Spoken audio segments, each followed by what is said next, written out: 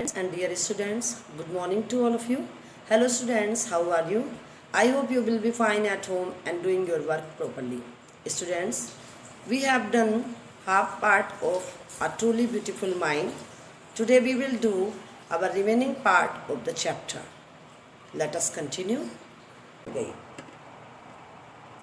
While he was supposed to be assessing other people's inventions, जब ये दूसरे लोगों की सहायता कर रहे थे, असेसिंग उनकी हेल्प कर रहे थे, अदर पीपल इन्वेंशंस दूसरे लोगों की खोज क्या है, वो उसमें क्या कर रहे हैं, है ना।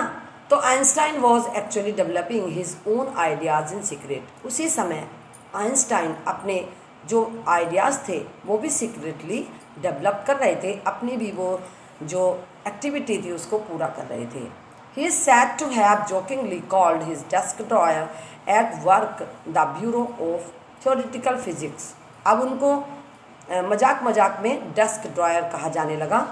At the work the bureau of theoretical physics, bureau of theoretical physics के द्वारा इनको डेस्क ड्रॉयर कहा जाने लगा कि ये अपने काम में इतने ज़्यादा लीन रहते थे कि किसी से कोई मतलब नहीं रखते थे।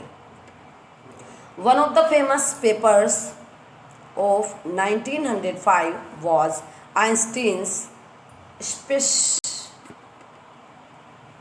special theory of relativity. One of the famous papers, अब जो 1905 में थे आइंस्टीन की स्पेशल थ्योरी ऑफ रिलेटिविटी, वो 1905 में फेमस हो गई। अकॉर्डिंग टू विच, जिसके अनुसार time and distance are not absolute, जिसके अनुसार टाइम और डिस्टेंस एब्सोल्यूट नहीं है। Measured in itself not in relation to anything else, means उनको अपने आप में ही नापा जा सकता है, उनको किसी चीज़ से रिलेशन नहीं दिया जा सकता। इंडीड, वास्तव में two perfectly accurate clocks will not continue to show the same time. अब वो कहते हैं कि यदि दो घड़ियों को एक साथ रख दिया जाए और दोनों का सेम टाइम मैच किया जाए तो एक घड़ी या तो स्लो चलेगी और दूसरी घड़ी फास्ट चलेगी, ये ऐसा मानते हैं। तो इफ़ दे कम टुगेदर, यदि दोनों घड़ियाँ एक साथ रख दी जाएं, and after a journey if one of them has been moving very fast relative to the other, और कुछ देखा जाए तो एक बहुत तेज़ चलेगी और दूसरी बहुत स्लो चलेगी। From this followed the world's most famous formula which describes the relationship between mass and energy, E is equal to mc square. In this mathematical equation, E stands for energy, M for mass and C for the speed of the light in a vacuum about 3 lakh kilometers. तो from this followed the world's most famous formula, और इन्होंने इससे एक संसार का most famous formula बनाया जो ये डिस्क्राइब करता था कि relationship between mass and energy, कि मास और एनर्जी में के बीच में क्या रिलेशनशिप होता है। E is equal to mc square. In this mathematic equation, इस मैथमेटिक की जो ये इक्वेशन थी इसमें E stands for energy, E को उन्होंने एनर्जी के लिए यूज़ किया, M फॉर मास, M को मास के लिए, and C for the speed of light, और C को लाइट की स्पीड के लिए यूज़ किया इन अ वैक्यूम में। While Einstein was solving the most difficult problems in physics, जिस समय आइंस्टाइन बहुत ही डिफ़िकल्ट प्रॉब्लम्स फिजिक्स में सोल्व कर रहे थे, his private life was unravelling, उसी समय उनकी जो प्राइवेट लाइफ थी वो फेल होने लगी। Unravelling means starting to fail होने लगी। कैसे फेल होने लगी? Albert had wanted to marry Mileva right after finishing his studies, but his mother was against it. Albert Einstein ये चाहते थे कि जब ये रिलेटिविटी ऑफ थ्योरी उनकी कंप्लीट हो जाएगी तब वो मिलीवा से शादी करेंगे, बट उनकी मम्मी इस बात के खिलाफ थी। और उनकी मम्मी क्या चाहती थी? उनकी मम्मी चाहती थी, she thought Mileva who was 3 years older than her son, वो चाहती थी कि मिलीवा जो थी उनके बेटे से 3 साल बड़ी थी, तो was too old for him, कि वो उनसे बड़ी हैं, मिलीवा अल्बर्ट आइंस्टाइन से बड़ी हैं, तो इसलिए उनकी मम्मी उस शादी के खिलाफ थी। She was also bothered by Mileva's intelligence. उनकी मम्मी इस बात से भी परेशान थी कि जो मिलीवा मैरिक थी वो बहुत ज़्यादा इंटेलिजेंट थी, बहुत क्लेवर थी, तो इसलिए वो उनसे उनकी शादी कराना नहीं चाहती थी। She is a book like you, यानी कि उनकी मम्मी कहती हैं, हिज मदर सैड, कि आइंस्टाइन की मदर कहती हैं कि जब वो भी बुक लाइक यू, यानी कि वो भी तुम्हारी तरह बुक बॉर्न है, वो भी किताबों में लगी रहेगी, तो Einstein put the wedding off, तो फिर आइंस्टाइन ने शादी को पोस्टपोन कर दिया। The pair finally married in January 1903, और इस जोड़े ने, पेयर मीन्स जोड़ा, यानी कि अल्बर्ट आइंस्टाइन और मैरिक मिलीवा ने कब शादी की? इन जनवरी 1903 में। एंड हैड 2 सन्स, और इनके 2 बेटे हुए। But a few years later the marriage faltered, परंतु शादी के कुछ सालों बाद उनकी जो मैरिज थी वो कमज़ोर पड़ने लगी। फॉल्टर्ड मीन्स बिकेम वीक, कमज़ोर होने लगी। Mileva meanwhile was losing her intelligent ambition and becoming an unhappy housewife. अब जो मिलीवा थी वो बहुत ही इंटेलिजेंट थी, तो वो अपनी अभिलाषाओं को, एम्बिशन, सपनों को पूरा करना चाहती थी, अपनी महत्वाकांक्षा को पूरा करना चाहती थी, तो वो अनहैप्पी रहने लगी कि उनको एक हाउसवाइफ बना के रखा गया। After years of constant fighting, दोनों में लड़ाई रहने लगी, और कई साल के इस झगड़े के बाद द कपल फाइनली डिवोर्स्ड इन 1919, और 1919 में दोनों का डिवोर्स हो गया, दोनों का तलाक हो गया। Einstein married his cousin Elsa the same year, और आइंस्टाइन ने उसी साल अपनी कजिन एल्सा से मैरिज कर ली। Einstein's new personal chapter coincided with his rise to world fame. अब जैसे ही उन्होंने एल्सा से मैरिज की, उसी साल उनका जो एक नया चैप्टर शुरू हुआ, उनको संसार में बड़ी फेम मिलने लगा, वो संसार में फेमस होने लगे। एंड इन 1915 में he had published his general theory of relativity. उनकी जो जनरल थ्योरी ऑफ रिलेटिविटी थी वो पब्लिश हो गई, with which provided a new interpretation of gravity, जिसने ग्रेविटी की एक नई परिभाषा दी। ग्रेविटी क्या होता है कि जो चीज़ें हैं वो लास्ट में धरती की ओर, पृथ्वी की ओर अट्रैक्ट होती हैं, तो यही उन्होंने एक नई परिभाषा दी। An eclipse of the sun in 1919 brought proof that it was accurate, और जो इनकी जो थ्योरी थी वो 1919 में जब सूर्य ग्रहण हुआ, तब ये बात जो थी उनकी प्रूफ हो गई कि उनकी जो रिलेटिविटी ऑफ थ्योरी थी ग्रेविटी के ऊपर, वो बिल्कुल सही थी। Einstein has correctly calculated in advance the extent to which the light from fixed stars would be deflected। अब आइंस्टाइन ने पहले ही डिक्लेयर कर दिया था, एडवांस में ही डिक्लेयर कर दिया था कि Einstein has correctly calculated in advance, पहले ही उन्होंने कैलकुलेशन बता दी थी कि कौन सी डेट को कब क्या होगा। Which the light from fixed stars would be deflected. Deflected means changed directions because it hit something, कि वो जो तारे हैं वो उस तरह से चेंज होंगे, उनकी डायरेक्शन चेंज होगी क्योंकि वो किसी चीज़ से टकरा गए थे। Through the sun's gravitational field the newspapers proclaimed his work as a scientific revolution.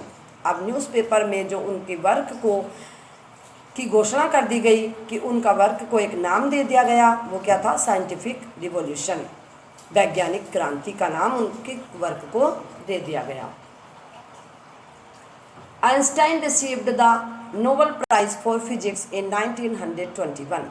अब आइंस्टाइन्स को नोबेल प्राइज प्राप्त हुआ 1921 में। He was showered his honours and invitations from all over the world. उनको पूरे संसार से ऑनर्स मिलने लगे, उनको सम्मानित किया जाने लगा, एंड इन्विटेशंस आने लगे, and loaded by the press, और प्रेस के द्वारा भी, न्यूज़पेपर्स के द्वारा भी उनको सम्मान मिलने लगा। When the Nazis came to power, जब नाजीज पावर में आए इन जर्मनी 1933, जर्मनी में 1933 में, तो आइंस्टाइन एमिग्रेटेड, तो आइंस्टाइन ने अपनी कंट्री छोड़ दी। Leave one's own country in order to settle permanently in other, हम एमिग्रेटेड होता है जो अपनी कंट्री को परमानेंटली छोड़ देता है दूसरी जगह सेटल होने के लिए, टू द यूनाइटेड स्टेट्स, और वो यूनाइटेड स्टेट्स चले गए। 5 years later, 5 साल बाद, the discovery of nuclear fusion in Berlin है American physics in an uproar, uproar होता है वेरी अपसेट। 5 साल बाद अब the discovery of nuclear fusion in Berlin had American physics in an uproar. अब फ्यूजन मीन्स बॉम्ब बनाने वाली जो एनर्जी थी वो लोग तैयार कर रहे थे। Discovery of nuclear fusion in Berlin, Berlin में तैयार हो रही थी। अमेरिकन फिजिक्स इन अप्रोर, और जो अमेरिकन फिजिक्स थे वो भी उसमें शामिल थे। Many of them had fled from fascism, अब इस डर से बहुत सारे लोग वहाँ से, साइंटिस्ट वहाँ से चले गए, फ्लैड भाग गए। जस्ट एज आइंस्टाइन हैड, अब जब आइंस्टाइन को इस बात का पता चला, and now they were afraid the Nazis could build and use N atomic bomb, तो उन्होंने वो भी डर गए कि नाजीज अब बॉम्ब बनाएंगे और कहीं ना कहीं तो इस बॉम्ब को ब्लास्ट करेंगे। At the urging of a colleague, अपने किसी साथी की रिक्वेस्ट पर Einstein wrote a letter to the American president, Einstein ने एक अमेरिकन प्रेसिडेंट को एक लेटर लिखा और उनका नाम था अमेरिकन प्रेसिडेंट का Franklin D Roosevelt. On 2 August 1939 in which he want, 1939 को जो उन्होंने 2 अगस्त 1939 को जो आइंस्टाइन ने लेटर लिखा, उन्होंने उसमें चेतावनी दी, a single bomb of this type exploded in a port, कि यदि एक भी बम इस प्रकार का एक्सप्लोड हुआ, इस प्रकार का बम विस्फोट हुआ तो किसी भी पोर्ट पर, तो might very well destroy the whole port together, तो जो पोर्ट का तो नुकसान होगा ही होगा, पोर्ट तो पूरी तरह से डिस्ट्रॉय होगा ही, डिस्ट्रॉय मीन्स तबाह होना, तबाह विनाश होना होगा ही होगा, but with some of the surroundings territory, जो कुछ एरिया होगा आसपास का, जो पोर्ट के पास का जो एरिया होगा वो भी पूरी तरह से बर्बाद हो जाएगा। His words did not fail to have an effect, उनके शब्दों का कोई भी प्रभाव फेल नहीं, यानी कि उन्होंने जो कहा था वो बिल्कुल भी गलत नहीं था।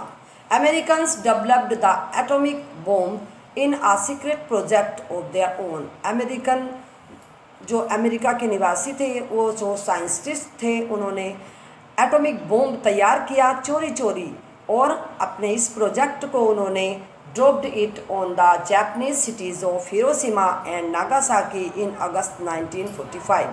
अगस्त 1945 में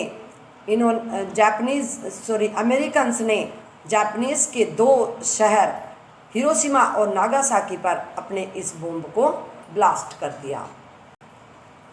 Einstein was deeply shaken by the extent of the destruction, इस प्रकार के विनाश से, डिस्ट्रक्शन मीन्स तबाही से, विनाश से आइंस्टाइन बुरी तरह से हिल गए। This time he wrote a public massive, अब इस टाइम उन्होंने एक लेटर लिखा। पब्लिक मिसिव क्या होता है? Letter specially long and official, जो ऑफिशियली लेटर होते हैं, लॉन्ग होते हैं, to the United Nations, United Nations के नाम लिखा। In it he proposed the formation of a world government, इस लेटर में उन्होंने ये मांग की कि एक वर्ल्ड गवर्नमेंट बनाई जाए। Unlike the letter to Roosevelt this one made no impact, जबकि रूजवेल्ट के पास जब ये लेटर गया तो उन पर इसका कोई प्रभाव नहीं पड़ा। But over the next decade, परंतु 10 साल के अगले 10 सालों में Einstein got ever more involve in politics, अब आइंस्टाइन पॉलिटिक्स में इन्वॉल्व हो गए, agitating for an end to the arms build up and using his popularity to campaign for peace and democracy. और वो इस बात के खिलाफ थे कि आर्म्स बनाए जाएं, आर्म्स बिल्डअप किए जाएं, and using his popularity to campaign for peace. और उन्होंने एक अभियान चलाया जो वर्ल्ड पीस के लिए था, कि संसार में शांति रखी जाए। When Einstein died in 1955 at the age of 76, जब आइंस्टाइन 1955 में 76 की उम्र में एक्सपायर हो गए, तो he was celebrated as a visionary. Visionary होता है a person who can think about the future in an original and intelligent way. जब कोई व्यक्ति इंटेलिजेंट तरीके से या ओरिजिनल तरीके से अपने फ्यूचर के बारे में बात बता सकता है तो उनको हम विजनरी कहते हैं। विजन मीन्स दूरदृष्टि रखने वाला। And world citizen as much as a scientific genius, उनको वर्ल्ड सिटीजन का नाम दिया गया और उनको साइंटिफिक जीनियस का नाम दिया गया। Students, we have completed the chapter here. I hope you understood about Albert Einstein. Stay home, stay safe.